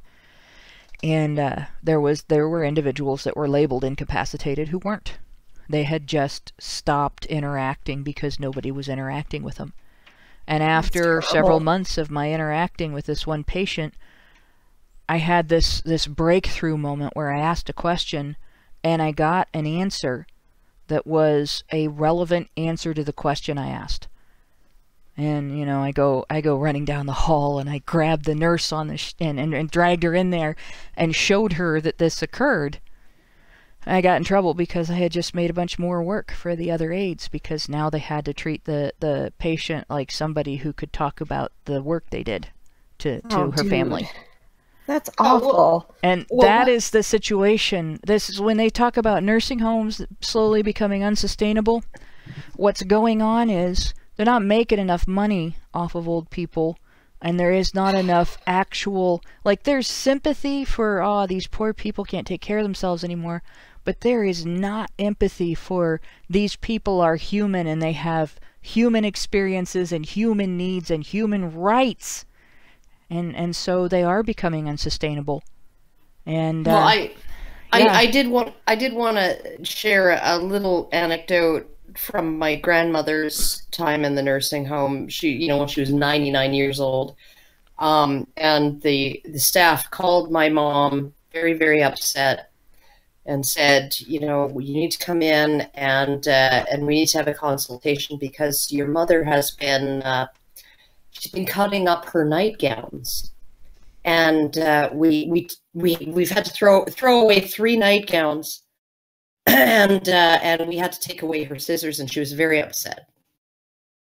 And so my mom goes in and talks to my grandmother, and my grandmother explains what's going on, right? And what's going on is she has these long nightgowns, and she's 99 years old and still continent, okay? But she's riddled with arthritis and osteoporosis, and she has to move carefully, and she's not very fast, and all of this. And over the last little while, it's been kind of touch and go as to whether she can make it to the toilet if she has to get up out of her bed at night, right? And so so when you go to the toilet as a woman and you're wearing a long nightgown, you have to spend maybe 20 seconds gathering up your nightgown in order to sit down on the toilet. And so she was cutting her nightgowns up the back so that they would just automatically fall open and she would be able to make it to the toilet on time. Okay. That's clever. I know, isn't it? And the staff were just losing their minds. They thought she was going completely batty. She's cutting up her nightgowns, and we're having to throw them in the garbage. And she needs more nightgowns, and you need to come in and deal with this, right? And nobody bothered to ask her why she was doing it. That's terrible. I know. And these were this nursing home, and they came right out and told my parents, right? We take extra effort with your mom because we know that you or your brother are going to be visiting at least twice a week, right? So when she presses the call button, right, we're in there. When she presses the call button at the same time as somebody whose relatives never visit, your mom gets visited first, right? We go to her first because we have somebody to answer to, right? Because you're here on a regular basis. And a lot of the patients in this nursing home, they've essentially been dumped there by their families, right? They've just been dumped there and left. And like, it's so sad to me because, you know, like I come from this tradition of my mère, my great-grandmother on my grandfather's side. She was a homesteader. She and her husband, my great-grandfather on my grandfather's side, they were homesteaders. They lived in the middle of nowhere. My mère lost 2 of her children just in infancy, just like within days of being born. They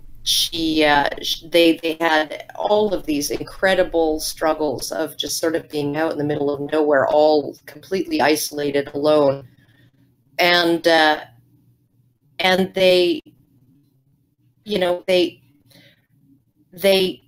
one of the children that my mère lost happened to have occurred when my great-grandfather, his brothers had come and said, let's go into town and do some business in town, right? Buy supplies and all of, you know, just do the business in town that you do every 3 months when you're a homesteader.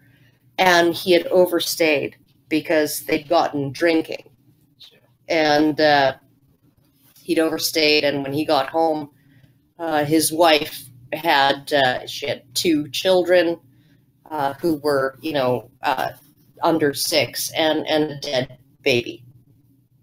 And she had given birth alone, all in the middle of nowhere. And they had patched up their relationship. She told him if he ever went with his brothers again, right, or if he ever took another drink, the next time he did that, when he came home, there would be nobody in the house, right? She and the kids would be gone. And he lived up to that bargain, and they got over it. They repaired their relationship. And then when he got older, because of that, my grandfather's side is the side where the history of stroke and heart disease and all of that is. And he ended up having a stroke, and he was essentially a vegetable. He didn't even recognize her.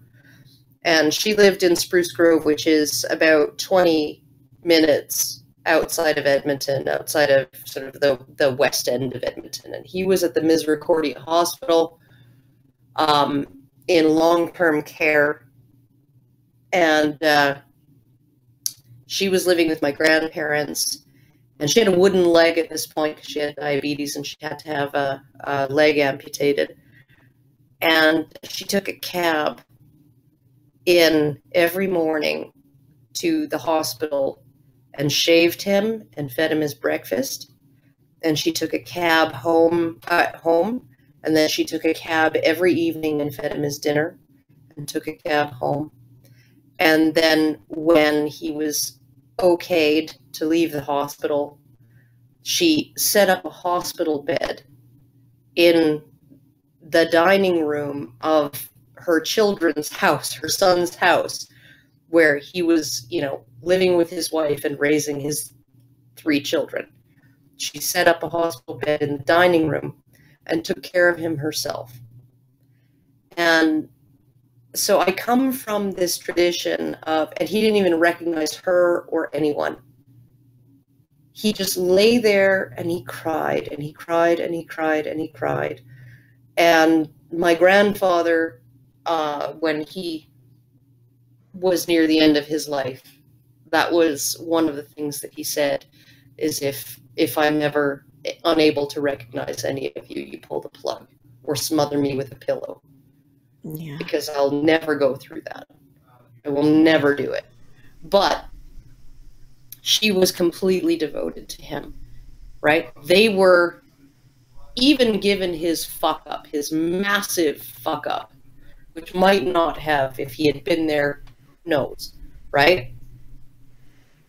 But even given all of that, right? She was completely devoted to him right until the day he died. And when I look at how these things work, right? I am blown away. I'm blown away by that level of devotion. And I look at children who put their parents in nursing homes and then just forget about them.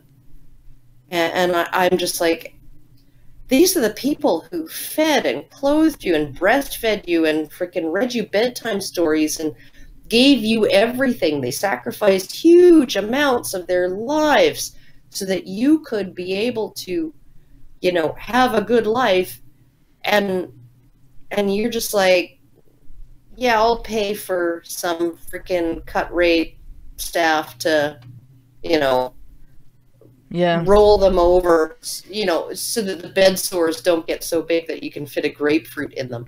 Well, the sad thing is, people get pushed into the nursing home scenario when they are not in a condition where they need the medical care necessary. Like, it once upon a time, it was, if you didn't have kids and you were in a position where you couldn't keep up with your housekeeping and stuff like that, and there wasn't money to pay for someone to come in and help you, you went into a nursing home. Or if you had a medical condition that required you to have access to an actual nurse and not just a family member with no medical training, and your family didn't have money to hire a nurse to come to the home, then yeah, you went to a nursing home and your family showed up to visit you regularly. Yeah. I'm actually in a position of, I may have to fight to keep the state from forcing my parents into a nursing home. I'm afraid that that's what the wellness visit is about. I found out this week when I went up to visit them on the weekend that they got a call from a social worker who is being sent in by Medicare to look at their living environment. And I can't for the life of me imagine why the state, because Medicare is the state, okay, it's part of the state, why the state is sending an unrequested social worker into my parents' home for a wellness check. There isn't anybody who would have called the state and reported them abused or neglected or anything like that. There isn't anybody that knows them that would care enough to do that wouldn't call me first. And there isn't anybody who knows them that would be mad enough to do that would know who to call if they were going to do that. So this has to have stemmed from their medical care, which is expensive. My dad's had 2 heart attacks. My mother has 5 chronic pain conditions that are measurable. They can actually detect them through, you have this chemical in your body, or you don't have this chemical in your body, or you have these deposits on your bone, or your discs have been compressed, right? So there's all those things. And the medical care isn't minor or cheap. Sometimes it involves surgery. I mean, Dad had to have a major bypass, and now the state. This strikes me as like Nazi Germany. The state is coming to their house. Their state is sending a representative to their house. The same kind of thing child welfare does, right? The Child Protective Services system does, to evaluate their environment. Unrequested. They have called and said, yeah, we need to make an appointment with you. So sometime in the next couple weeks, I got to take a day so I can go up there and be there for this appointment as soon as I find out when it is, so that there is a witness to what this individual says and does, and that they cannot badger my parents into a nursing home and basically turn their property over to Medicare to pay for this nursing home. Oh yeah, no I kidding. will be, and I'm in Ohio, so I don't have to tell them I'm recording. So if there are threats, there will be a video, and it will go on every platform I have access to. Good. But just the idea that this is happening, the pressure is already there, just from the basis of we're doing a wellness check. I mean, how can you imagine how scary that would be in your 70s to have someone come in, call your house, we're going to check on you and see if we can justify forcing you into a nursing home by saying you can't take care of yourself. And this is in a state where our legislature passed last year and our governor signed a law encouraging home health care because it has been found to be more productive for the elderly when they do not need constant round-the-clock actual nursing care from nurses and doctors, as opposed to having, you know, somebody bring them stuff when they ring a bell. It's just, this is where we are. This is part of Obamacare. I just wanted to mention one really quick thing with the original super chat. I know we've been kind of talking on it for a while, but when he says that, I assume your gender, but when they say that 75% of the people I care for are women who think it's not my job to take care of myself, not only are they doing that in spite of these terrible stories that you guys have been talking about right now, but also it's kind of, you know, symptomatic of what we've been talking about on the last several HBR talks about that lack of responsibility that a lot of women have these days, a lot of feminists have these days, that is just, I don't need to worry about it. It's somebody else's responsibility to care for my well-being. And if they don't do that, it's a tragedy. You know, honestly, I think the best thing that we could do for girls, you know, because here's the thing, right? Like 100 years ago, girls had responsibilities. They had chores to do. They had, you know, they would get up at 4 o'clock in the morning and milk the freaking cow, right, before breakfast. And, you know, maybe they'd be able to attend school if there weren't too many things to do around the house, right? And summer holidays, the reason there are 2 months off every summer from school is because that's when the work gets done around the farm. And so kids, mostly boys, but often girls as well, would be kept home by their parents because there was just too much work to do to send your kids off to school and waste the day learning stuff that isn't getting the cows milked and isn't getting the freaking grain cut and isn't getting the fields, the garden weeded, and isn't, you know, like that. That's the reason we have summer holidays, is because of farm kids being actual farm workers.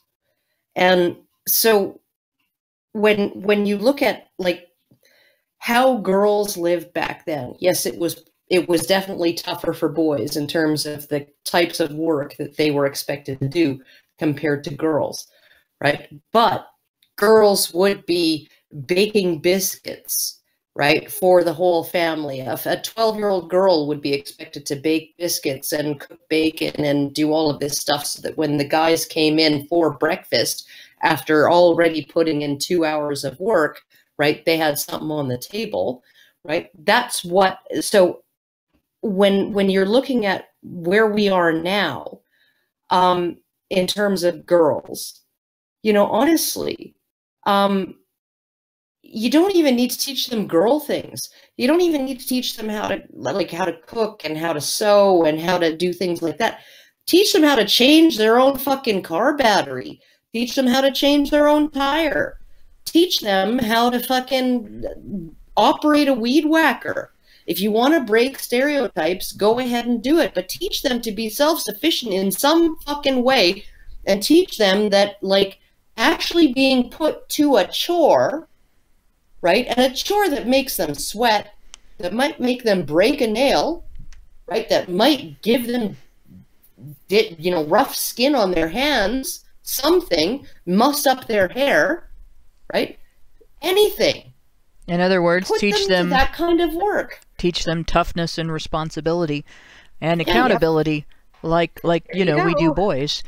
I'm gonna go on to the next super chat because we keep getting more. Doug, formerly known as Censor, gave us $5 and said, "Clearly, we need more helicopters. Helicopter rides, anyone?" Exploding Prinny gave us $5 and said, "Remember when Goofy used to sing 'The World Owes Me a Livin''? Were we supposed to agree with him, dude?" You remember when Wimpy used to say, "I will gladly pay you Tuesday for a hamburger today." Yes. Oh my gosh. French Honey Badger gave us $2 and 5 helicopters. A bunch of 6 helicopters, 5 helicopters. Yes, and 5 helicopters. Cy Berserk gave us sex. So we've had our sex for the night. He gave us 100 sex. Thank you, Cy Berserk. Sex. Yes. Oh my goodness. Oh, I am never going to get tired of that. Jeff. You know that? No, I used to be like, "Hey Jack, come up and pick up your dirty clothes," and he'd yell "Sec," and I'd be like, and he's like 9, right? And I'm like, "You've had too much sex already."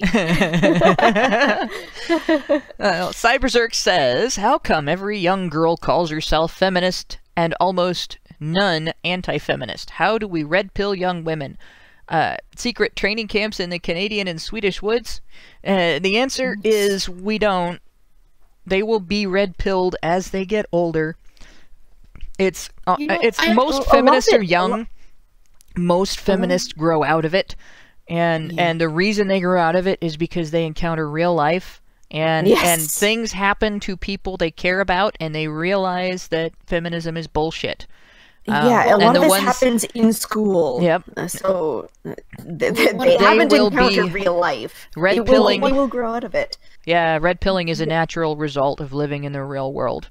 One of the things I will say though is that there is an increasing number of young actually pulling.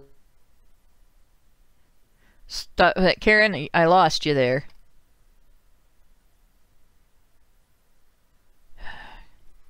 Actually, I lost everybody. Don't know.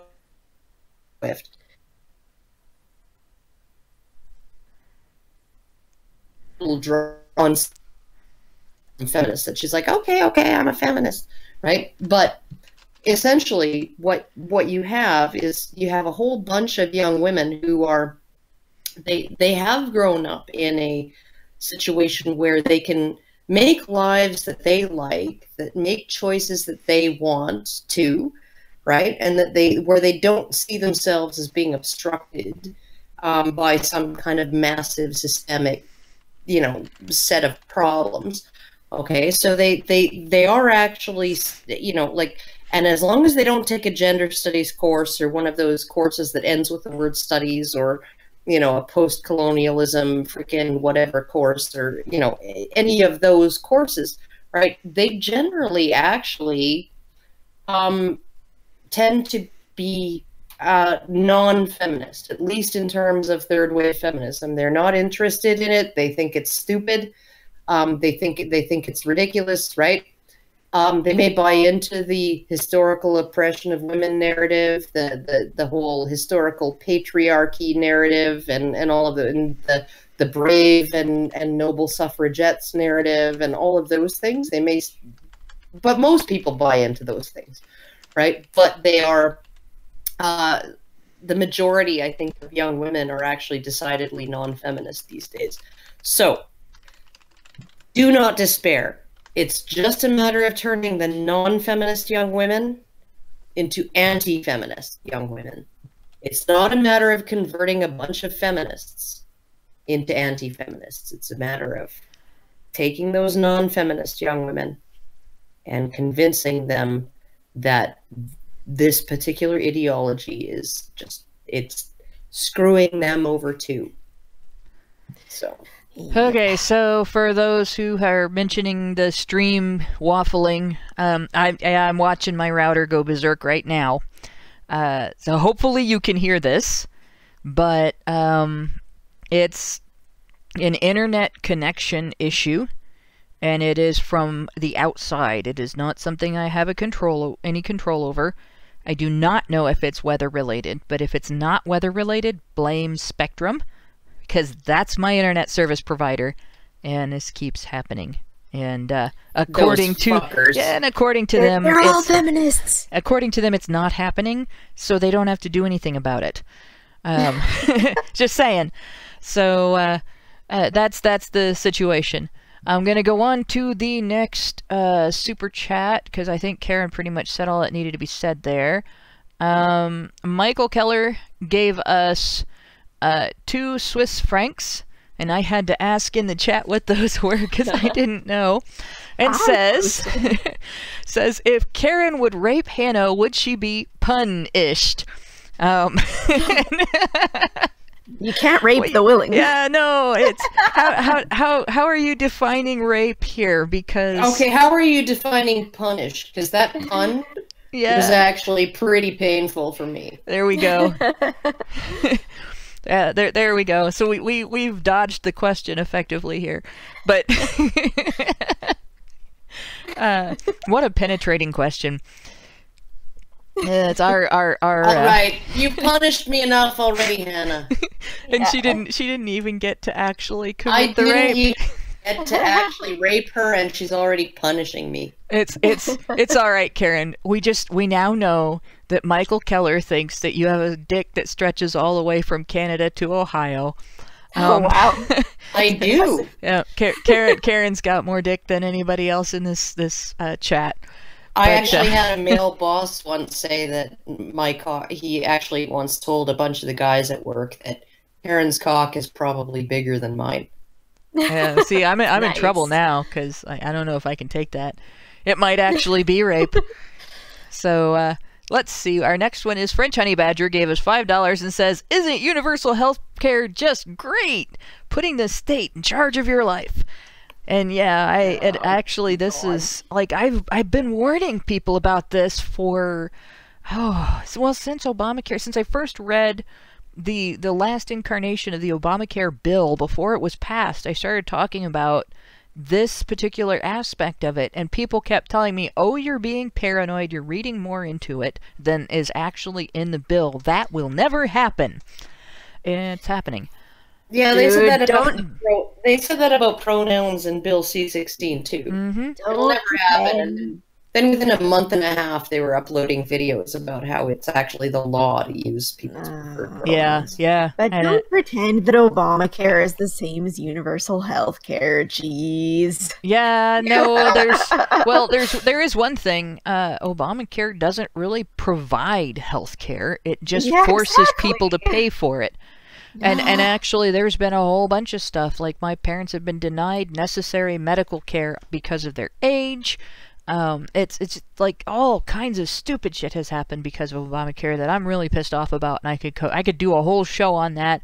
But it's not our it's not our format. So I mean, there are some men's issues involved in it, and a part of the reason my dad's still working is because of this, but instead of him being retired, but yeah, I could go on all night. Yep. Akitas gave us $10 and says, to clarify, I worked at a hospital and I'm talking about women 20 to 50 years old with minor pain. I guess my message is stay healthy and keep your independence no matter what it takes. I agree. And I've run into the same thing. And like, I usually do my research before I even go into the doctor's office so I can ask intelligent questions, and my doctor likes that. And I trust the doctor to give me good advice because he's a doctor, but I still do my research, and that is why I did not take away my son's right to make his own decisions, for instance, on circumcision. And you know, it's not a decision I made unilaterally. My husband and I talked about it, and it was something that, upon doing the research, we figured out that in that particular instance, we were not being given the best advice by some of the medical professionals we talked to. But our family doctor, who said this isn't necessary and it's a decision that is up to the family, was at least right about the this isn't necessary part. You know, so I mean, it is important to keep your independence, and part of that is doing your own research and garnering an understanding of what you're talking about with your doctor, because even doctors make mistakes. Even doctors get information that sounds right to them that isn't. And even doctors can become invested in an idea for financial reasons and convince themselves that it's a good idea when it's not. So that's a good message. Let's see, and the last one we have is French Honey Badger gives us $2. Medicare, Medicaid, and VA are localized healthcare. Yeah, they really are. They're not universal. They're you got Medicare is only for old people. Medicaid is only for poor people and the disabled, and the VA is only for veterans. Excuse me. So each one is a double-edged sword. It would really not be a good thing if there wasn't health care available for the elderly. And if we want people to work, we have to have something for the working poor. The problem is we have people relying on Medicaid when they don't have to. We have people getting into Medicare early, and with regard to the VA, there's a great deal of corruption involved in the administration, and veterans are not being properly served after they earned it, and they earned it to a greater degree than can be said for anyone else. Most of us that have used the Medicaid system for any length of time at all cannot say that we earned it before we used it. Medicare, yeah, you earn it, but having something better, if you're retiring from a company that has benefits, and things like that, you don't necessarily get access to it. So none of them are really. I think the government's not that great at honoring its contracts to the public. And the public doesn't necessarily, in addition to not necessarily benefiting from that, it doesn't necessarily earn those contracts in the first place. Let's see. Hoki Bukisa gave us $5 and said, agreed, prim single pair and only paying 70% Japan can work out. You just can't make it free. Yeah, well, I mean, like it's not free in a lot of in anywhere really. It's obviously taxpayer funded, but it's not free, of course. But well, Alberta. When I was a kid, Alberta experimented with user fees, and my mom's, like, our family doctor, he would charge, and this was back in the 1970s. Late 1970s, early 1980s, and he would charge $2 a visit. And if you actually spoke to the to the receptionist and said, I really can't afford the $2. Which would be, I guess, probably the equivalent of about $10 now, right? If you couldn't afford it, they would waive it, right? It was essentially a voluntary user fee that he would charge, and it acted as it allowed him to have more patients, right, on his roster of patients as a family doctor, because people would think twice. They would think twice about going in over the least little sniffle or over something minor, right? And they would, they would be like, okay, well, is it really something that I need to go see the doctor for? And but it wasn't so punitive, right? That you wouldn't go in if you really needed to go in. Yeah. And then on top of that, if you really didn't have the money, you didn't have to pay it. But he ended up having to drop that because there were other doctors in the area that didn't charge anything, and people just switched to those doctors because they just didn't want to pay that $2. And so it's extremely frustrating to me because, like I said, with the faxing in a prescription, when you've had a patient for the last 15 years, right, and they have been on the same drug regimen for like 30 years, and everything's tickety-boo, and once yearly they phone you and say, can you fax in a year's worth of refills, and you can't make any money off of that. I mean, that's really the thing. You can't make a dime off of that. You want to have them come in, and I get that. I totally get that, even though your visit only consists of like 30 seconds. But it's like they can still charge for the full office visit, even though you only pick up 30 seconds of their time. So it's very, very frustrating how the incentives are set up and how the structure of it is set up to actually generate waste. Well, and this sort of plays into what French Honey Badger said in the next super chat. He gave us $5 more and said, if the state wasn't cartelizing the healthcare industry, we wouldn't need those programs. And well, that is a good point. I would also say, if the state didn't have the healthcare industry on a slow intravenous drip of state funding, we probably wouldn't see the degree of expense we see. And this is something that I don't know if the problem is the same in Canada as it is in the US, but our expensive healthcare is made so by a combination of state funding that pretty much creates a system of get people in no matter what, get as many tests in as you can, get as much money out of squeeze as much money out of the patient as you can. The way insurance companies handle medical treatment and have handled medical treatment, and the liability issue that leads to patients having to see specialists for things that their GPs could actually take care of.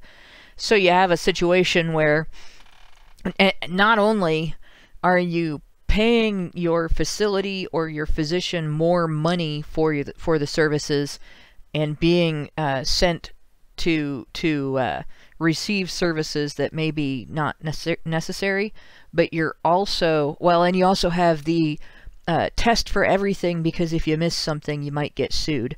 So you got that going on, and then you also have, you can't pay your GP $50 to order a test. You have to go pay the specialist $150 to order the same test, and it doesn't matter whether you knew ahead of time that was what you were going for or not. That's what you got to do. And so healthcare becomes a lot more expensive. And then the other end of it is, you can't just get the test done in the doctor's office necessarily anymore either. You have to go to a specialized facility. I had to go to a specialized facility the last time I had to go get my boobs put in a vice grip so they could get looked at by an X-ray technician. Seriously, they do that? They do that? Like, oh my God! History? Yeah.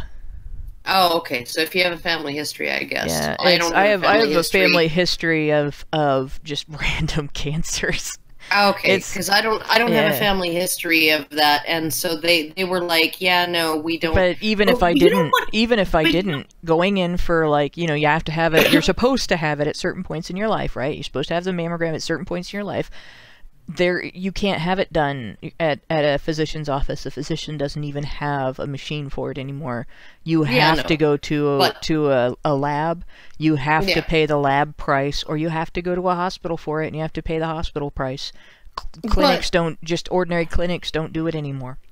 No, and I can understand that, because a clinic can't necessarily afford every single piece of equipment that. You know, no, I'm talking about equipment being removed from clinics because they have to send you to specialized locations or for liability purposes. This is a matter of, and it's, you know, the same type of tech is gonna read the results regardless of where it's done, and then your doctor is going to get the information and make a decision, you know, as to what to suggest to you and so on.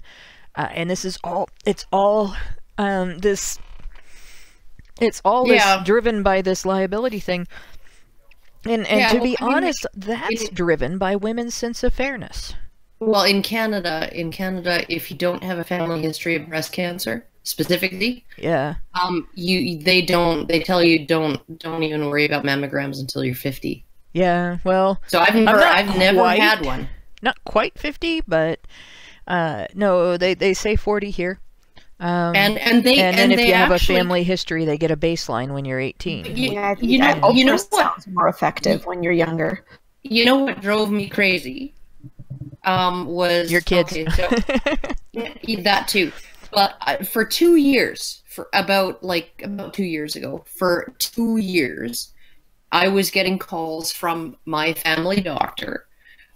From his office, the receptionist or the nurse or whatever, right? Saying, we need to schedule you for a full physical, right? You should be coming in for yearly physicals, okay? Full, like, you know, evaluation, everything, right? A body cavity search. Yeah. So finally, I'm like, okay, fuck. Like, I'm getting a call every 2 weeks. For 2 fucking years, I guess I can fucking schedule a physical, right? So I'm 45 at this point, right? And I go in there, and my doctor was not actually, he's a teaching doctor, so he was teaching a class that day. And so his resident was there. And so she says, well, what can I do for you? And I'm like, I'm here for my physical. And she's like, oh, do you have any particular issues that we need to keep an eye on? And I'm like, no. And she says, really? And I'm like, yeah, no, I'm pretty healthy, right? Like, other than this, like, very, very mild asthma, I'm pretty good. And she says, we actually don't do physicals until you're 50. Like, you got nagged every 2 weeks for 2 years for something that they shouldn't even have been nagging me to do. Done.